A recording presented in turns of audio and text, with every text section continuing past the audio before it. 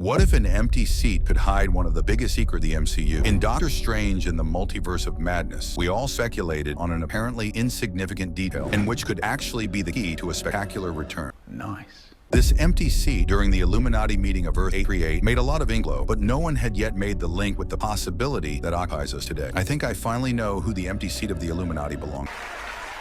Hi everyone, and welcome to KraziGeek for a new video. Today we are going to dive into a theory that could not only explain one of the biggest mysteries of Multiverse of Madness, but also completely redefine the future of the MCU. A theory that involves the return of one of the greatest protagonists of the franchise, but not as you might imagine. Prepare the coffee, sit back comfortably. I'm Sam, and you're on KraziGeek.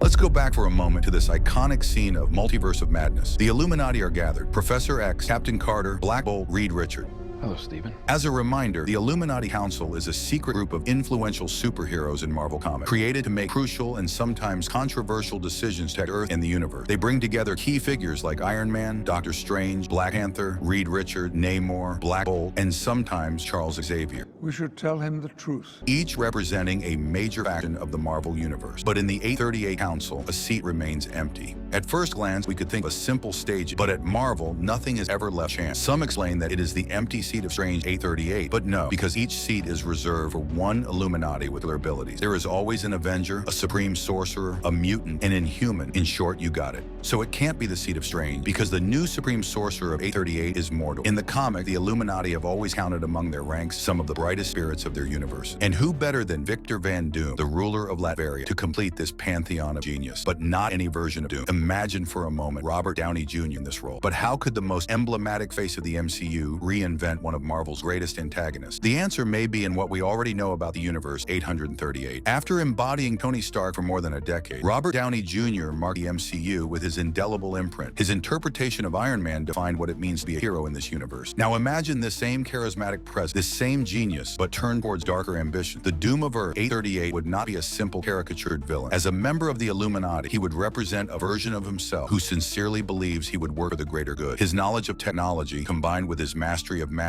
would make him a fascinating and complex character. Robert Downey Jr. could bring to this role the same depth he gave Tony Stark, but with a radically different twist. This duality between the hero he was and the villain he become is only the beginning, because this direct link with one of the most striking events of the recent MCU. Indeed, the absence of Doom during the Clash of the Red Witch suddenly makes a lot of sense. As a master of technology and magic, he could have been the only one to foresee the threat represented by Wanda Maximoff. Perhaps he was even on a mission elsewhere, working on a way to counter such multiverse threat. This connection with the elements of Multiverse of Madness could serve as a catalyst for his future act. After being a witness, even indirectly, of destruction caused by Wanda, he could be convinced the need to control and protect the multiverse, whatever the cost. But this theory does not stop there, because the existence of Doom opens up fascinating possibilities for the future of the MCU. The introduction of this Doom from Earth 838 does not mean that we will not see another Doctor Doom in the main MCU. On the contrary, this duality considerably enriched the narration of Secret War. Two versions of Doom, each believing to act for the good of the multiverse, but with radically different approaches. The Doom of Robert Downey Jr. serves as a bridge between the different phases of the MCU, bringing with it the gravity necessary to carry an event the magnitude of Secret War. Is it up to you to give me your opinion now? Let me know in the comments, and don't hesitate to let me know your theories. I love reading them and debating them with you as usual. Thank you for watching this video. Don't forget to leave a like. Also, to not miss my next video, subscribe and activate the notifications. See you next time on KraziGeek.